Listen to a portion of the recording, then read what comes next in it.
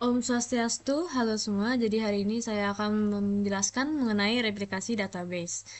Sebelumnya saya dari kelas Teknologi Basis Data C dan perkenalkan nama saya Eda Yumas Durna Kitri dengan NIM 24055511023. Nah, apa sih yang dimaksud dengan replikasi database? Nah, replikasi database adalah proses menyalin dan mempertahankan data dari satu database atau master ke satu atau lebih database lain, yang biasa disebut dengan slave atau replika, agar tetap sinkron.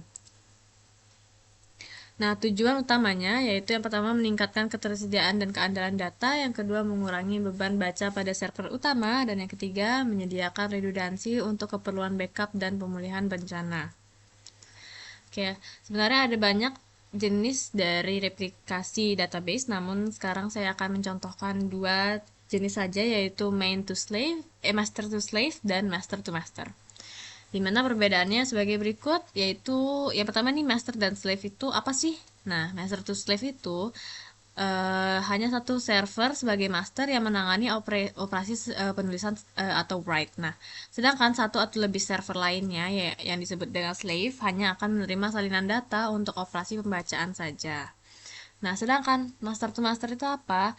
Nah, master to master itu bisa dua atau lebih server dapat menangani operasi penulisan dan pembacaan secara bersamaan, alias real time. Nah, dengan data yang disinkronkan antar server memungkinkan redundansi dan kinerja lebih tinggi, namun dengan kompleksitas yang lebih besar dalam menjaga konsistensi data. Oke, setelah mengetahui perbedaan antara master to master dan master to slave, sekarang saya akan menjelaskan contoh pembuatan uh, pembuatan replikasi database dengan menggunakan command prompt dan juga VirtualBox. Yang pertama kita buka dulu command prompt kita. Di sini untuk melihat IP address, saya gunakan ipconfig, dan di sini sudah ada lihat 192.168.56.1. Sebenarnya di bawahnya juga ada, tapi saya menggunakan yang 56 ini karena biar satu subnet dengan yang ada di VirtualBox saya. Karena di VirtualBox saya IP addressnya 192.168.56.101. Nah, sekarang kita masuk dulu ke MariaDB-nya. Kita ketik.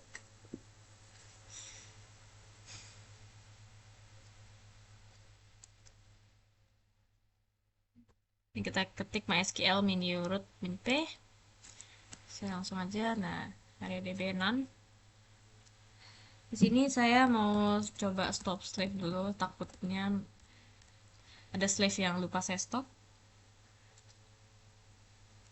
Sini saya mau coba show variables like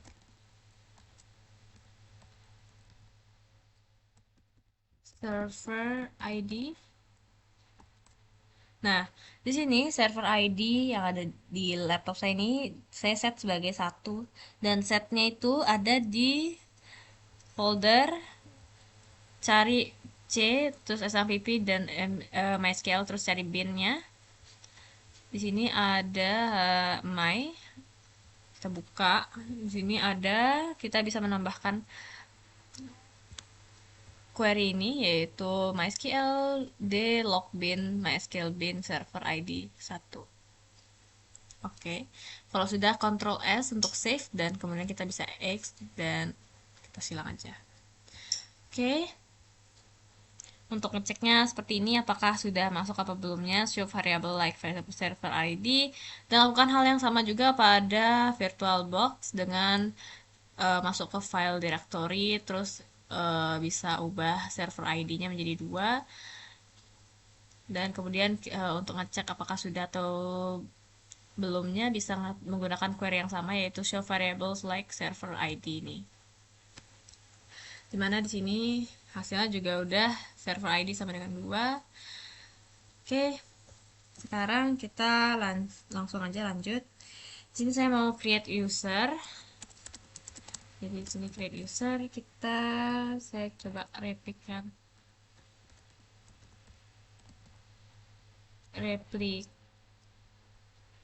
replication, setelah itu add, begitu ini, setelah itu identify by, kita buat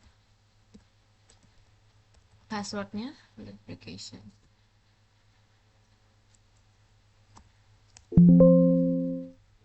Operation type, sepertinya karena saya sudah pernah membuat user tersebut, jadi saya akan ganti sebagai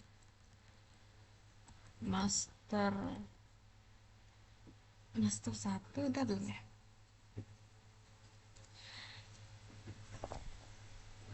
master 3 aja.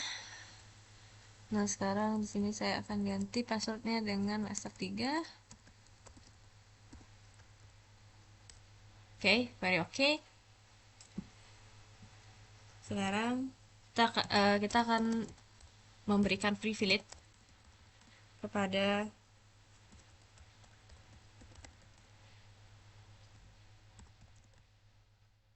user yang sudah kita buat barusan. Itu master trade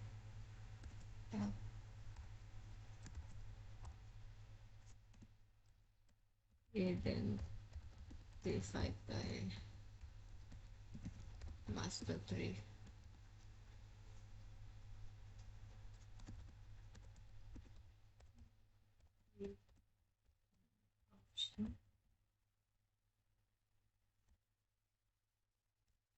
Oke, query oke.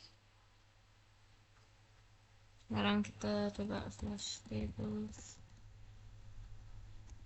with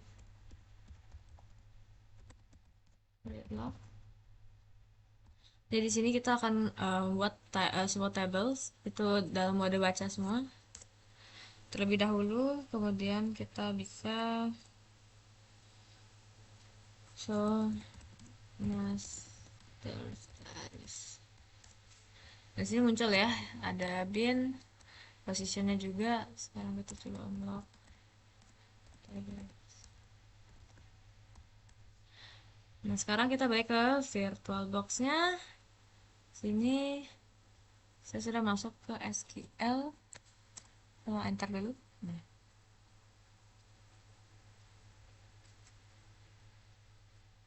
di sini saya pertama-tama akan stop slash terlebih dahulu.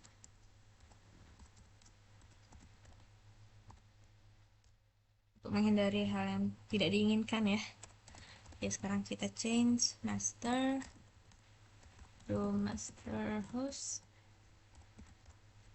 Sini masukkan IP address-nya 192.168.561, koma.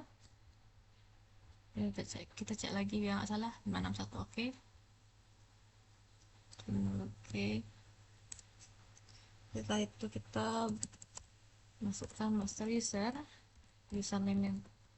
username-nya yaitu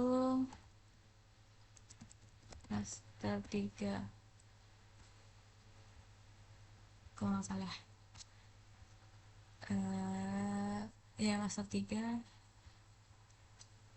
koma. Sekarang master password sama.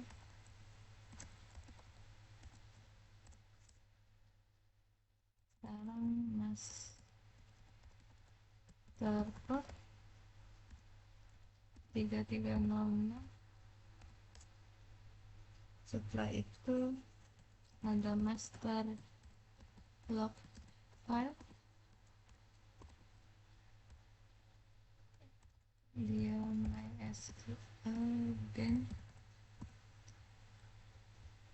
dia 123451. Oke, nolnya 5 kali. Tuh, semoga nggak ada salah ya, 12345. Oke. Sekarang master log post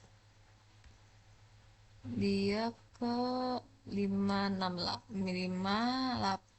689.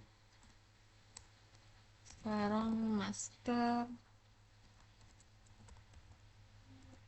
connect retrieve 10 aja. Terus kita semikolon untuk mengakhiri query. Oke. Sekarang kita bisa start slave. Kita show slave status. Semoga tidak ada error. Oke, waiting to source to send event. Berarti udah terconnect ya. Sekarang kita bisa tes dia dengan coba kita create database. Baru db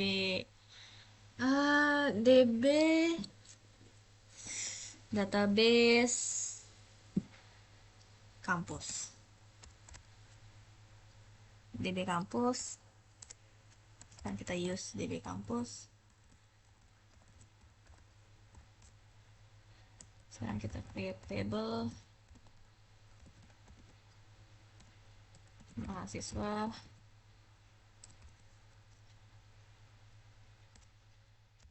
ID integer, auto increment,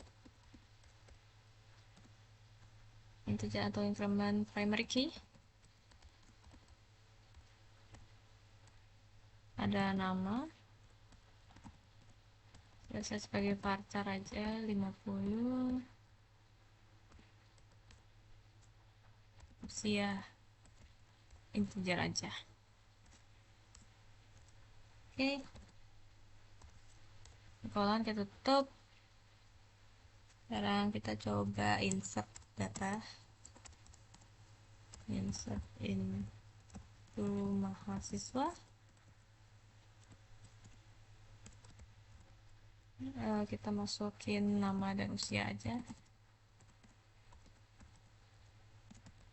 Values.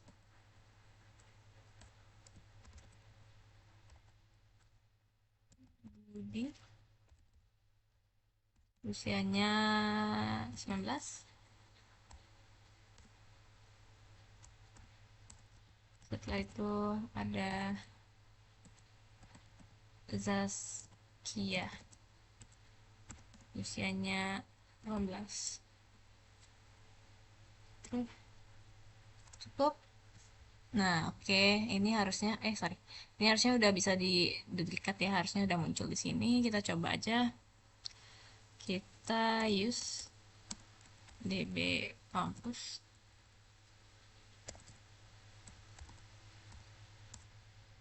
Oke. And then show tables. Oke, muncul ya mahasiswa. Sekarang kita bisa select all from mahasiswa. Oke, muncul Budi dan Zaskia. Sekarang kita bisa coba apa ya, delete deh atau insert into mahasiswa, nama, usia, valuesnya kita masukin satu aja.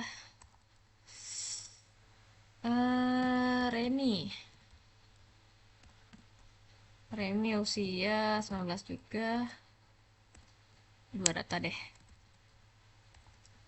Remi